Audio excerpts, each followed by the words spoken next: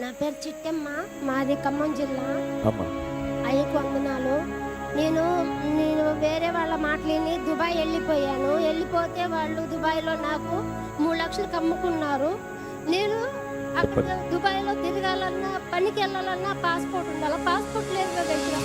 వాళ్ళు బాగా పాస్పోర్ట్లో నీళ్ళలో వేసిన అన్నం తీపెట్టేవాళ్ళు. అన్నీ కూడా 2 నెలల నుంచి అన్నం తినలేదు దుబాయ్లో. నాకెవరు అన్నం పెట్టేవాళ్ళు కాదు. నాకు 4 పిల్లలు. ఈ పిల్లలు వదిలేసి వెళ్ళిపోయా.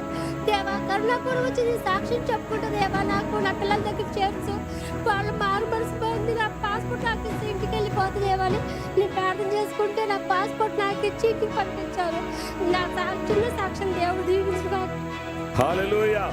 దుబాయ్ నుండి పాస్పోర్ట్ లాక్కున్నారు, 3 లక్షలకు అమ్ముకున్నారు. కానీ కరుణాపురం వెళ్ళి సాక్ష్యం చెప్తాం, ప్రభువా నన్ను విడిపించమని ప్రార్థిస్తే ఆయన ఆశ్చర్య కార్యాలు చేసే దేవుడు.